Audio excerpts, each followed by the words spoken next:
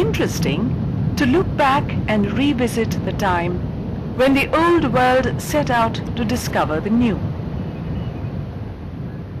We learn from authorities like William Parry, J.S. Furnivall and D.K. Fieldhouse that when the old world had an exportable surplus of men, money and material, a search began for the new world.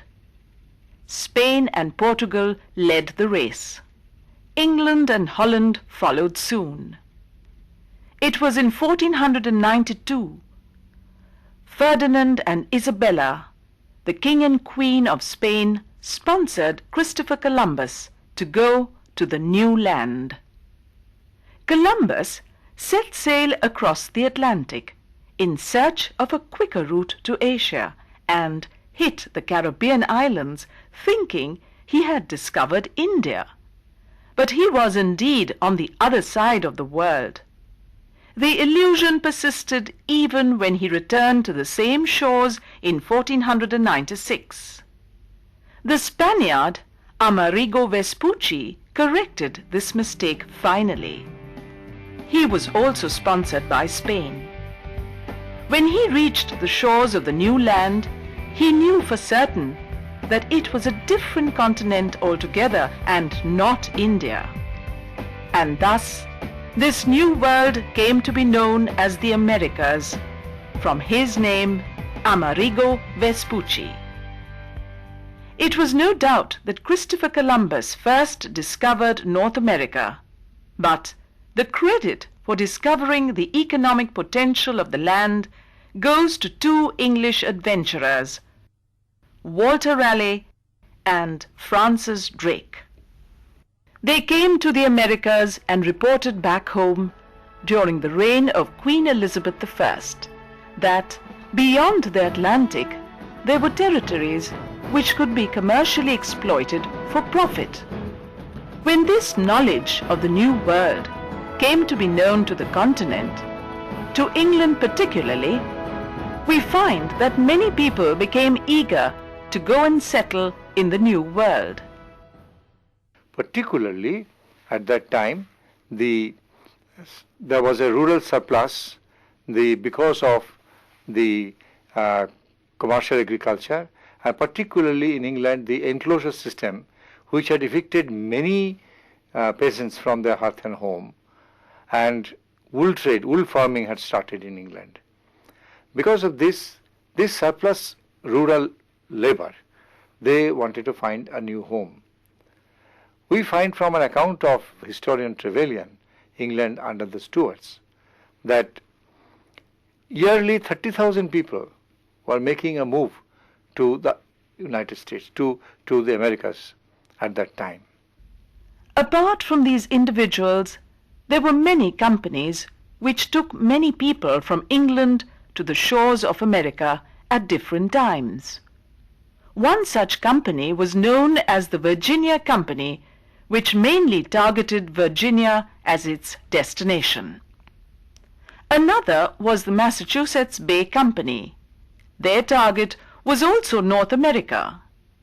And there was a small company called Plymouth Company.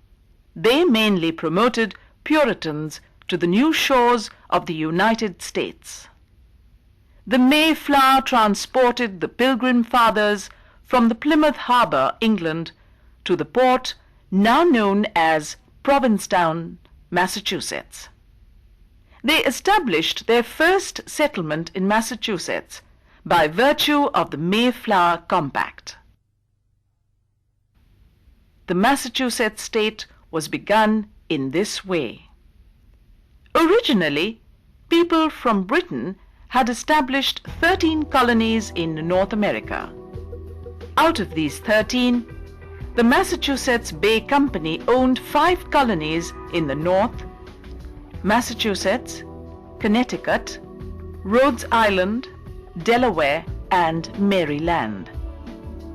Then further down, the territories previously known as New Netherland was taken away from the Dutch authority, and the new colonies of New York, New Jersey, and New Hampshire were created. Further south, on the eastern coast, there were Pennsylvania and Virginia. And then further down, through the Midlands to the south, North Carolina and South Carolina were established. And the 13th colony in this chain was Georgia. In this way, colonial America came into being.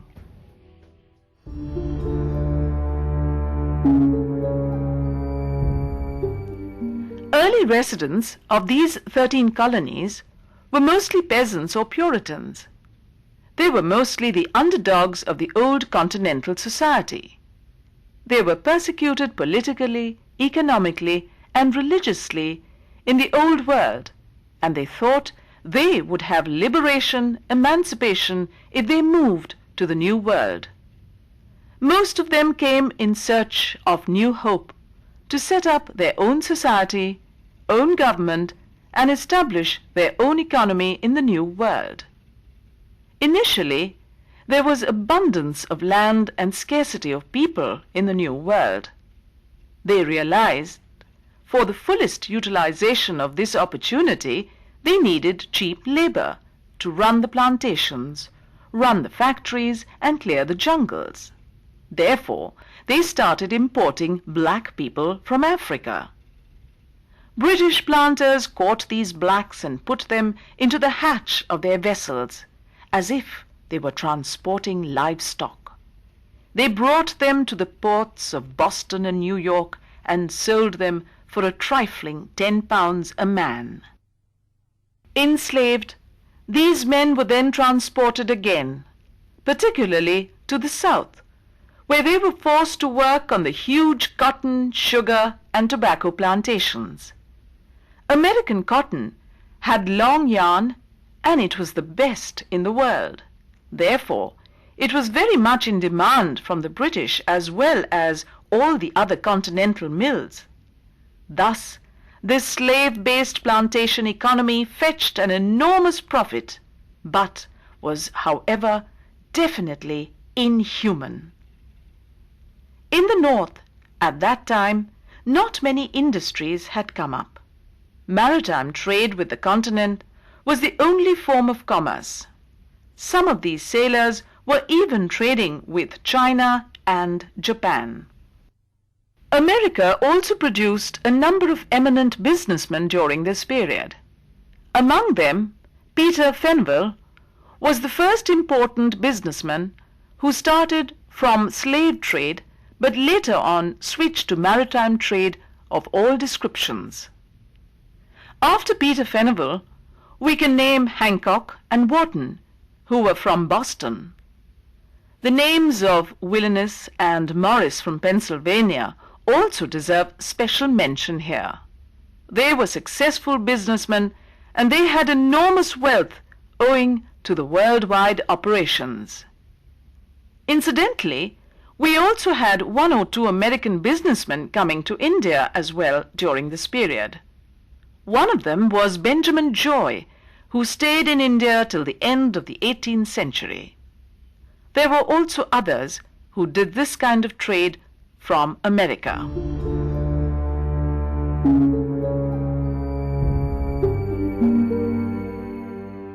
There was a class of American merchants, businessmen, who had become powerful, who had become wealthy, who had become influential.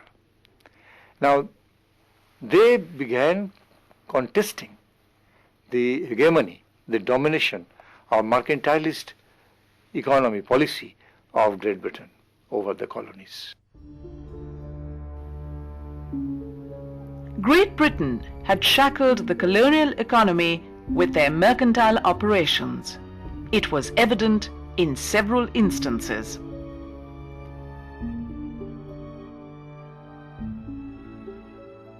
First of all, the colonies were only allowed to export the raw materials. They were not allowed to send any manufacture to the mother country. Great Britain used to absorb whatever they would of this raw material for their factories, mills and other areas. Rest of them they retailed in the continent itself as merchants. For imports, they had to import only the manufactured goods of England, produced in the factories and mills of England itself. They were not allowed to go for a cheaper deal with France or Holland or any other country. Prices are all determined, whether it is export or import, prices are all determined by the British authorities, the colonial masters. And in this way, they had to take the manufactured goods as import from the mother country. There were specific laws at that time.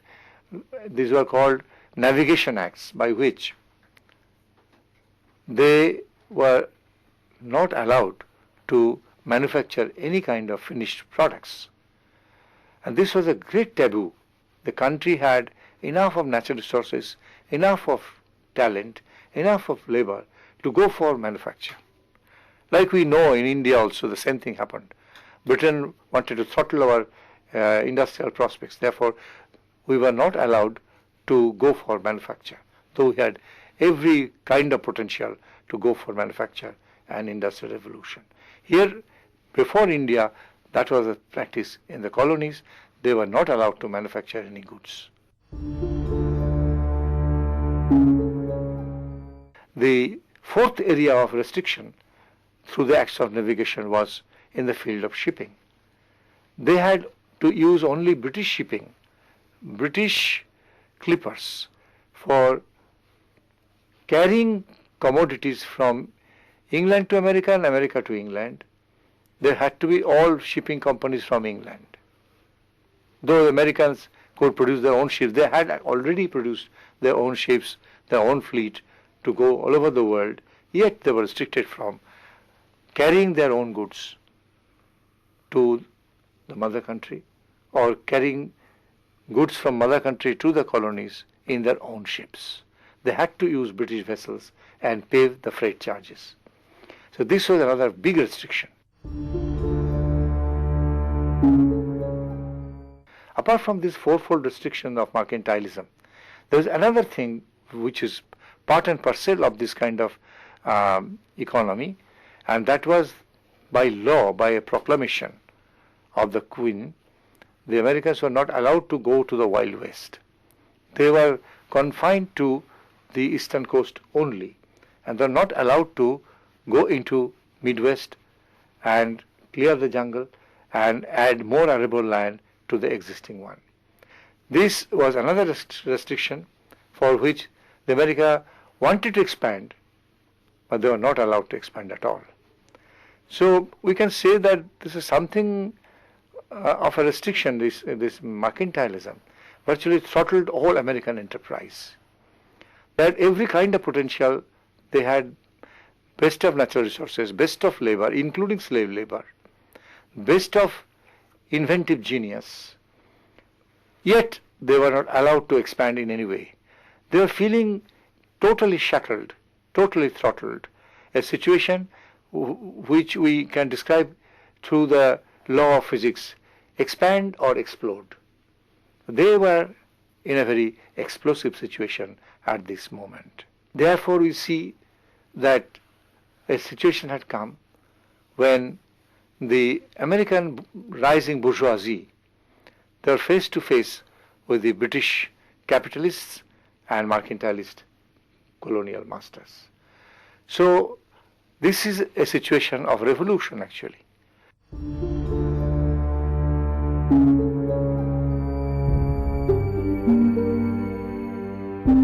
Many American writers, including Bernard Bailyn, have tried to project the American Revolution as an ideological conflict. According to them, the revolutionary situation was created because of the ideological differences regarding the justifiability of the laws through which Britain was maintaining its grip over the 13 colonies. America was an open country. It was a frontier society. The actual distinctions between different layers of society were very few, whereas in Britain the situation was very different. There was an aristocracy, there was a well-ordered government, and In fact, social mobility was much slower than it was in the United States. So there is an argument that people had ceased to understand each other across the two sides of the Atlantic.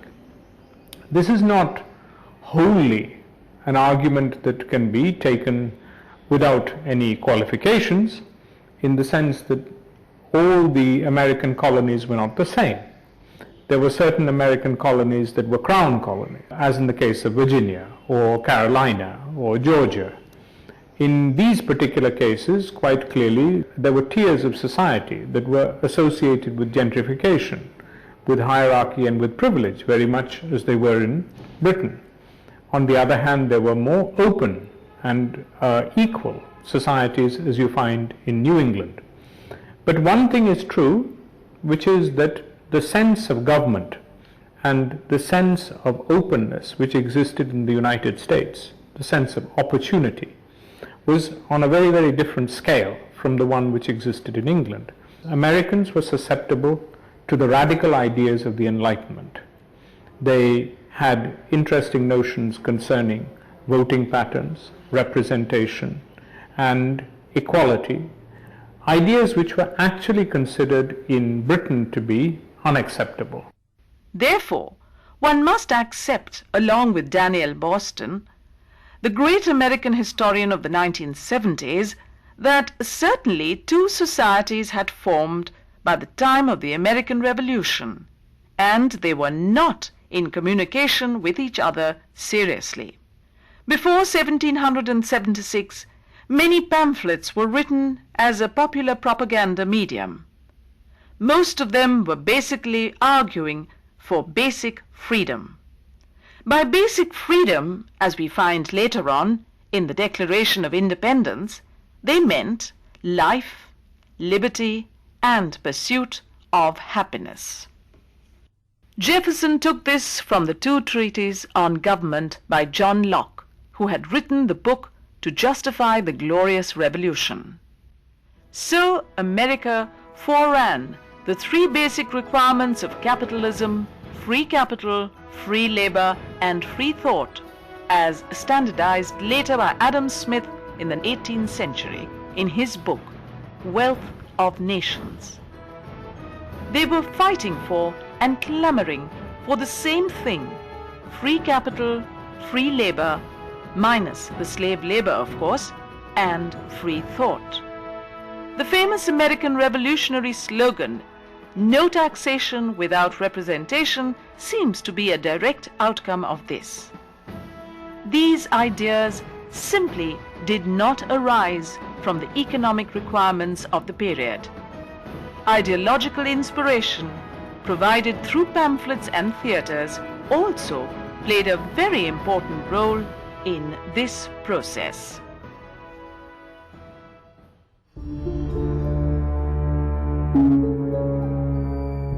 The American bourgeoisie had a close alliance with the professional class in America, who were the lawyers, who provided the ideological leadership of the revolution.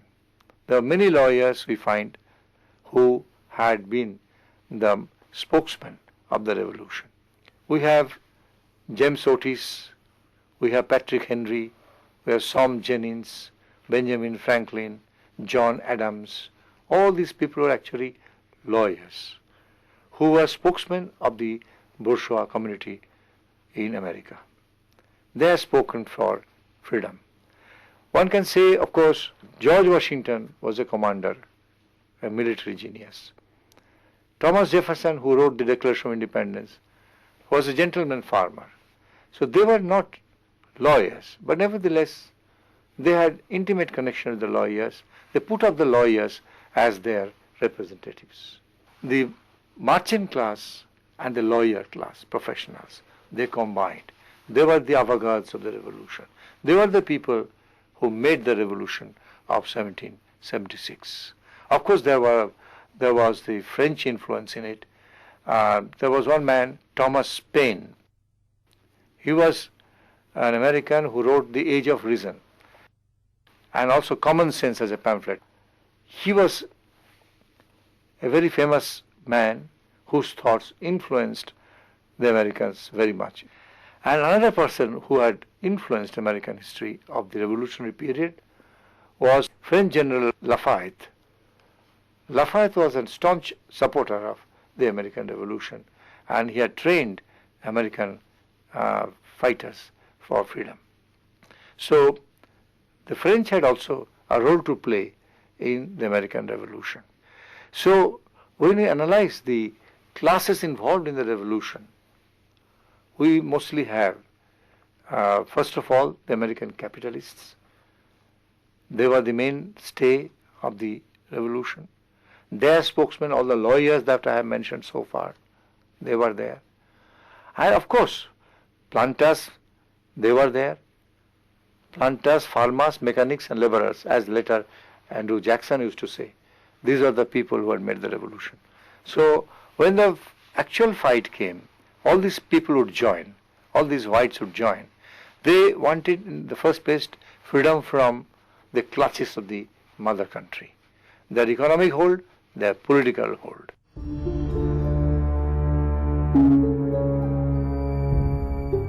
Americans had no representation in the British Parliament. Though the British government, by remote control, controlled the American government, no doubt about that. They used to send governors to the colonies. All the regulations were passed in the British Parliament, but the Americans had no representatives there. And that was one question, that they had no representation. So what kind of freedom they had? No freedom at all. The laws were passed arbitrarily. And because of this, when the revolution was imminent, we know that Edmund Burke had given his speeches on the conciliation with America in the British Parliament. He had pointed out that there would be no conflagration, there would be no revolution in America if the Americans were given good representation in the British Parliament. He believed in trusteeship. He believed that if the Americans were given adequate representation in the British Parliament, there would be no revolution. I wouldn't subscribe to that kind of view. Revolution was on a major contradiction. These are minor contradictions. Major contradiction was the economic contradiction. The American bourgeoisie wanted the independent capitalism, capitalist growth, which was stunted by British mercantilism.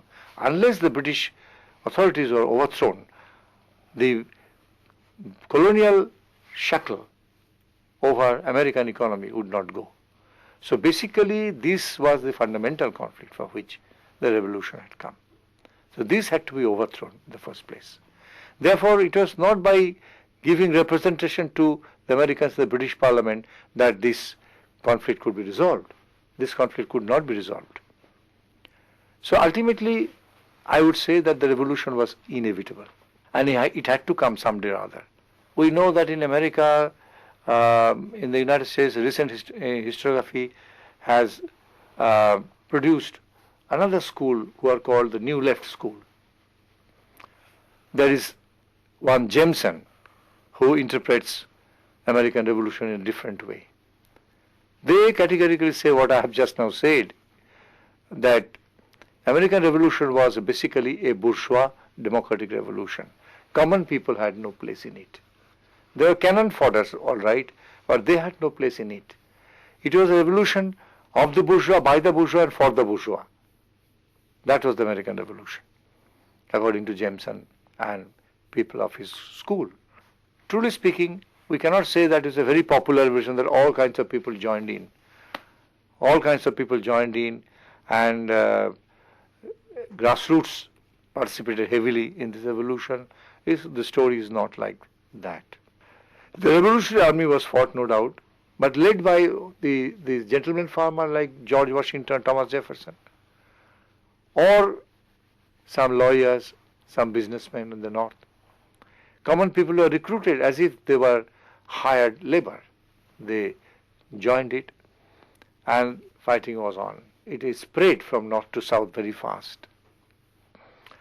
We know that it had started near about Boston, in Massachusetts. Fighting had taken place in battlefields like Concord or Lexington. Then it had gone further south, and there was this major fight in Camp Valley Forge. And Americans being in the home ground, and they were acclimatized in American weather. The British troops who had come were no match for the Americans. In times of struggle, in bitter winter, it was the perseverance and the power to beat the weather that the Americans were better than the British Army. Ultimately, the British were defeated. It was mainly a fight of patience and perseverance, who would wear the other side out. And George Washington led the American Revolutionary Army with historic grit. He could successfully stand on his ground, and ultimately the British were tired, exhausted, they had run out of the resources, and the Americans stood there with historic grit, and they could finally beat the British troops. In this way, the revolution had been concluded. In 1776, after the British had surrendered, Declaration of Independence was there, and Declaration of Independence, of course, George Washington was a first-rate commander-in-chief, first-rate leader, but no ideologue.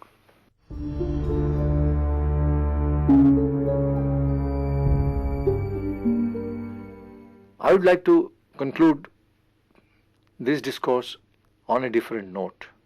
I'd like to say that this revolution was basically a white revolution, because the slaves, the blacks, were beyond the pale of this revolution. They didn't even know what was happening above their head. The Red Indian people, the original people of the United States, they were also outside the scene of activity of the revolution. They were completely cast aside from the main course of the revolution. So for them, it didn't mean whether it was a revolution for freedom or a revolution for free capitalism. They didn't understand head or tail about it. Therefore, you cannot call it a total American revolution of all people. Basically, therefore, I would maintain that it was a white revolution. More so when we come to the next discourse about the making of the Constitution. But that will be next time.